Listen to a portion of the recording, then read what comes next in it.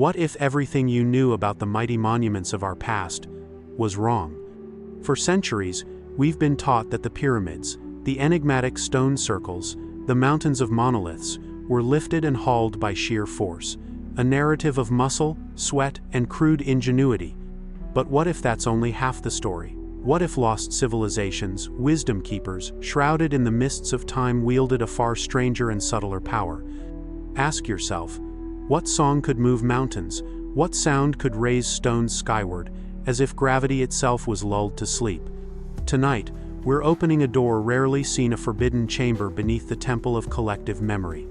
We're diving into the almost forgotten realm of ancient sound technology, a chilling, almost mythical force, hiding behind legendary tales and whispered in the secret language of vibration. New discoveries are shaking the foundations of mainstream history. Unexplained ruins bear scars of tools no archaeologist has unearthed. Fragments of ancient manuscripts allude to sacred chants, lost musical intervals, and rituals designed not to entertain, but to unlock the hidden architecture of reality itself. Why are stories of floating stones, singing columns, or levitating priests scattered across continents with eerie consistency? Why did sages from Egypt to Tibet claim the universe itself is built on vibration, on frequency, on divine resonance? Tonight, you and I will become seekers, explorers of the silence between the notes, the secrets humming beneath the stones. We'll peel back the veil on lost sound technologies, not just as legend, not just as metaphor, but as direct possibility. Together, we'll trace the whispers from Plato's Music of the Spheres to Sanskrit mantras that claim to shake the very cells of the body, to recent scientific revelations that hint at resonance as a key to unlocking matter itself. You'll discover why this knowledge was guarded, what it could mean for consciousness, and how you, even now, can begin to reclaim the power of sacred sound. So, if you're ready to hear what no one ever told you about ancient sound technology, if you're willing to let go of the mundane and step into the resonance of the eternal, stay with me. Because the story ahead may change the way you listen, forever. Long before our alphabet could even spell the word science, wise ones across the world whispered of a power hidden within the world's most ethereal element, sound. To our ancestors, sound was never merely the muted backdrop of daily life, it was the primal instrument of creation, destruction, and transformation. Delve with me into the shadowed annals of history. In Egypt, funerary texts speak of the god Thoth, the master of sacred utterances who wove the fabric of reality with the vibrations of his voice. The ancient Greeks, too, believed in the music of the spheres, a celestial harmony that governed the movements of planets and the destinies of men. Quiet legends from the Andes tell of stone giants following the flute songs of shamans, and, in Tibet, the oldest monasteries reverberate with tales of monks levitating gigantic rocks through the pitch of synchronized horns and chants.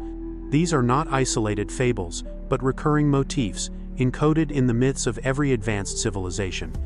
Texts like India's Samaveda and China's I Ching do not merely record ritual sounds, they instruct in the art of manipulating energy, consciousness, and, perhaps, even the heavy bones of the earth itself.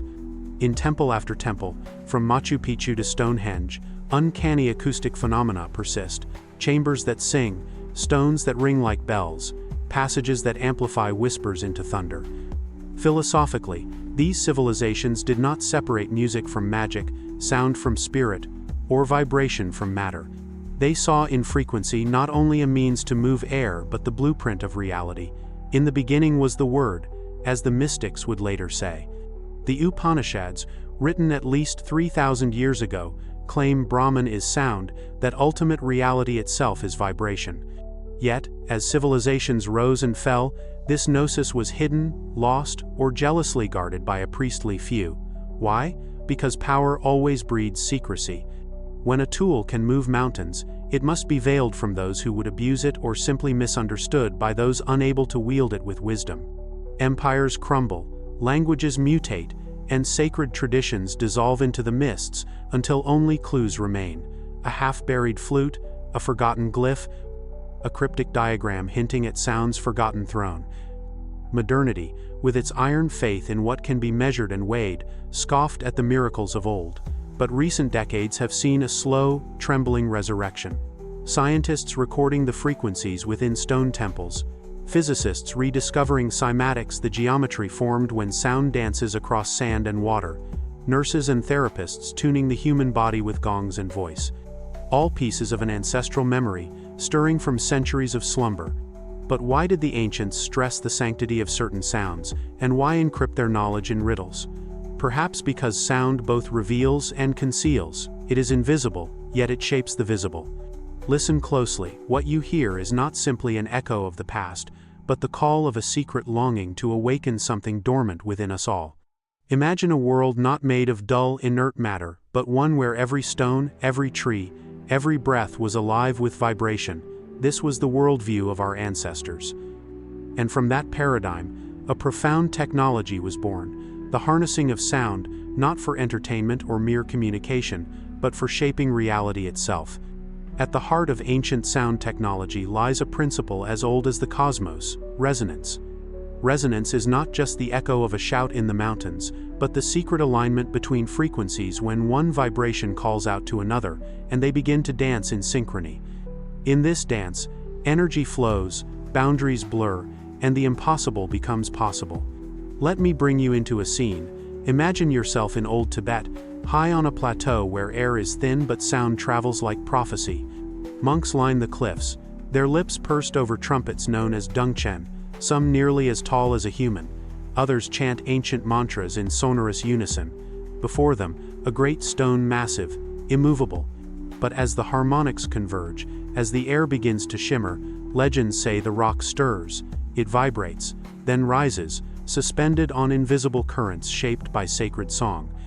Skeptical? Good. Curiosity is the first step to remembering. But consider this: cymatics, an ancient science now rediscovered, reveals that sound shapes matter. Place fine sand on a metal plate, strike a tone, and intricate geometries emerge: mandalas, spirals, living forms. These Chladni patterns echo the motifs carved into temples worldwide. Could our ancestors have understood that sound was the architect of the universe and mimicked this truth in their holy places? Whispers from Egypt tell of priests wielding sistrums, ritual instruments tuned to precise pitches, which, according to myth, could lull stones or open the doors between worlds. In the temples of Karnak, inscriptions hint at words of power spoken in secret chambers to activate energies within the stone. In South America, explorers found rocks seemingly softened and molded by unknown means, local elders attributing the feat to the music of the gods. But what is the esoteric logic beneath these tales? The sages teach, reality is not a collection of objects, but a matrix of oscillations. Atoms quiver, cells hum, thoughts are electric pulses. When a sound meets the frequency of an object or a living being, it can entrain it, synchronize it, even transform it. Just as a glass shatters at the singer's note or a heart calms at a lullaby, so too can stones be moved when their own secret frequency is found. Let us pause and reflect. What if the ancient engineer was more akin to the shaman? What if the building blocks of the ancients were not just stone and wood, but intention and sound? Each note a key, each chant a lever, each temple a resonant chamber tuned to the cosmos. Yet, these secrets were rarely written plainly, as you have noticed. Instead, they were encoded in initiation rites, in the architecture itself, and most of all, in the living tradition, the passing of vibrational mastery from teacher to student, from heart to heart. So many questions still linger. How did they know which frequencies to use? What kept this knowledge hidden for so long? And above all, does the essence of this power still sleep inside every human voice, every heartbeat, every silent intention waiting to be heard? As we journey further into the heart of ancient sound technology, we must confront a realm of paradox, a place where myth bleeds into science, where ordinary perception fails, and where every answer births a new riddle. Here, sound is both creator and destroyer, healer and weapon. Let's begin with a deeper question. If sound can shape matter to mold, to shatter, to lift, what invisible lines map the boundaries between sacred use and perilous experimentation? Legends speak of entire cities destroyed by a single, forbidden note, or power so alluring it demanded secrecy. Ancient Sanskrit texts describe mantric missiles, vibrational weapons that could halt armies. The Enochian grimoires of the West hint that the lost word could command elements themselves. Is this just poetry, or coded warning? Modern science, stepping reluctantly into the mystic shadow, has begun to uncover echoes of these claims. In 1997, a team of acoustics researchers in England discovered that coral stones weighing several tons could be moved with relative ease by channeling specific vibrational frequencies. In the laboratory, focused ultrasound breaks kidney stones and can even levitate small objects, technology our ancestors hinted at, cloaked in ritual and chant. These are not isolated phenomena. In Egypt's king's chamber, researchers measure ultra-low frequencies that resonate through the structure itself. Stonehenge's inner circle is a sonic amplifier, projecting human voices into the air with unnatural clarity. The Great Zimbabwe ruins are built atop resonant granite that sings at the right pitch. Patterns abound, overlooked by mainstream history, explained away as accident or left as open mysteries. Why then did this knowledge fade? Why were the formulas never written plainly, never engraved for posterity? Ancient traditions warn of spiritual entropy, that as societies grow distant from the sacred, abuses follow, leading to cataclysm or deliberate forgetting. Knowledge protected by cryptic symbols and myths ensured only the devoted, the disciplined, the pure of heart could inherit it. Let's pierce one of the most persistent myths, that these wonders are mere exaggerations, hallucinations of a less rational era. In truth, sensory experience itself is limited. What we call sound is but a thin sliver of a vast vibrational spectrum. Elephants hear infrasound no human perceives. Dolphins echolocate in frequencies that map their world as vividly as our eyes. Imagine, what did the initiated ancient know about these realms, resonances beyond both our ears and skepticism? Another misconception, that only high technology could achieve such feats. But ancient sound mastery was not about brute force or complex machines, it was about alignment. Alignment with natural law, with cycles, with the secret harmonics present in stones, temples, even the bones and blood of the priest or shaman at work. Ritual precision down to the musical interval, the lunar phase, the living emotional intent was key. Hidden within these paradoxes is a profound teaching, both mystical and practical. Sound serves consciousness, intention steers resonance. In the hands of a healer, vibration realigns body and soul. In the hands of the wisdomless, it disrupts and destroys. Perhaps this is why some traditions insisted that only those who had mastered their own internal music, their thoughts, emotions, spirit, could be trusted with the outer arts. Let's draw closer still. Modern mystics and scientists are rediscovering techniques. Tibetan bowls restoring harmony to organs, certain Gregorian chants synchronizing brainwaves, and solfeggio frequencies said to repair DNA. But these pale in comparison to what the ancients hinted, techniques to move reality's very stones, and to move, most importantly, the stones within the human heart. The greatest mysteries remain unresolved, their keys half buried, awaiting those with the humility and curiosity to listen beyond the noise. As we press on, let's anchor these implications in the practical. How can we reclaim the lost resonances, the hidden powers of sound, in our own lives? How can you, today, become the temple and the song, awakening the technology of vibration within yourself? The call of ancient sound technology isn't merely to marvel at lost wonders, it's an urgent invitation to rediscover the power within ourselves. Though we may not yet levitate mountains, the blueprint of sound as a tool for transformation of environment and consciousness remains intact, waiting for our hands and voices to reclaim it. So, how can we weave these ancient resonances into modern life? Begin by recognizing that your own body is a living temple imbued with vibration. Every cell oscillates. The pulse of your heart, the rhythm of your breath, the timbre of your voice, these are instruments in an orchestra tuned to the greater symphony. 1. Conscious listening. As a first step, shift from passive hearing to conscious listening. Find a quiet space, close your eyes. Listen not just for external sounds but for the silence behind them, the hum of electricity, the subtle rhythm of your own breath. This awakens dormant faculties. The great mystics trained their students not merely to chant but to sense, to feel sound as energy. 2. Vocal resonance practice. Explore the simplest yet most profound and historically significant practice, toning. Choose a vowel sound, ah, om, e, and allow it to vibrate through your chest, your forehead, your whole being. Do this for a few minutes each day, eyes closed, body relaxed.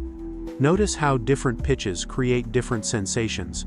You're not just making noise, you're aligning your inner structure, just as the ancients did within temple chambers. In time, you may feel tension melt, creativity spark, even insight arise. 3. Harmonious space rituals. The ancients built resonance into their architecture. You can do so in your home. Gently strike a singing bowl, chime, or tuning fork as you move from room to room. The sound clears stagnant energy, an age-old practice for protection, clarity, and healing. Notice, where does the sound linger? Where does it dull? The energy map of your space reveals itself through vibration, guiding you to create greater harmony. 4. Mantra and sacred chanting across cultures. Mantra has been the gateway to tuning mind and spirit. Choose a phrase or sound with personal or traditional significance, shanti for peace, amen or simply om. Repeat it mindfully, letting your attention rest not just on the words, but on their resonance in your body and the silence that follows. Chanting in groups amplifies the effect, as ancient texts claim. Voices intertwine, creating a field where something greater may enter. 5. Intentional sound diet. Just as you are what you eat, you are what you hear. Be mindful of the sonic environments you bathe in daily. Seek music, speech, and sonic landscapes that uplift and align, rather than distort or agitate.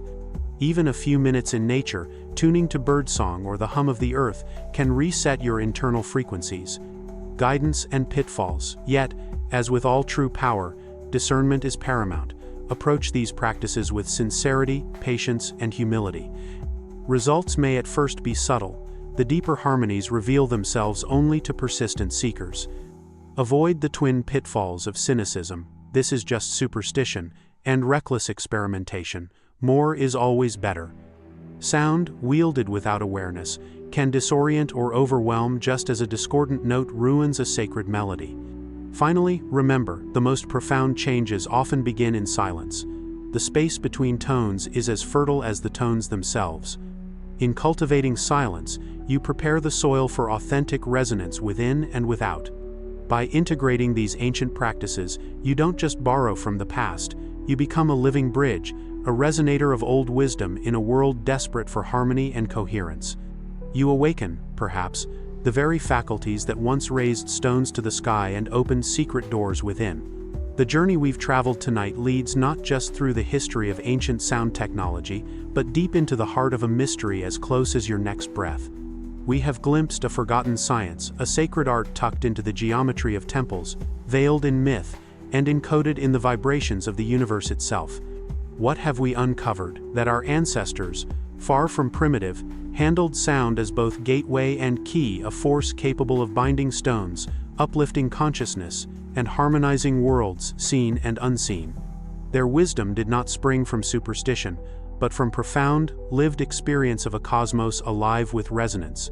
Sound was not merely for song, it was for opening the doors between matter and spirit, for healing, for transformation, and perhaps, in the hands of the properly attuned, for moving the very bones of the earth. We have seen that although this knowledge was obscured, hidden behind riddles and ritual, lost amid centuries of material obsession, it is not gone. It hums quietly in the background of our lives, in every shiver at a haunting melody, every moment the right word lifts your spirit or soothes your pain. Even now, new science rediscovers truths the mystics have always known, that reality dances to invisible frequencies, and that to tune into them is to rediscover our place in the great song. So, I invite you, do not let this be the end, but a beginning. Carry these insights into your daily living, experiment, listen as never before. Let conscious sound become your ally in seeking clarity, healing, and meaning, and ask yourself, if such power slumbers in ancient stones and sacred halls, what might yet awaken in you? Perhaps the true miracle is not that sound can move mountains, but that, in a world full of noise, you can rediscover harmony, the music of your own soul waiting to be heard. If this exploration has stirred something deep within you, don't let the conversation end here. Share your thoughts, your experiences, and your questions below. What have you felt or discovered through sound? And if you wish to continue this journey into the mysteries, be sure to subscribe and join our community, where seekers like you listen for the wisdom that still whispers beneath the surface of things. Until next time, remember, the ancient song never dies. It waits, silent and potent, for you to listen and for you to sing it back to life.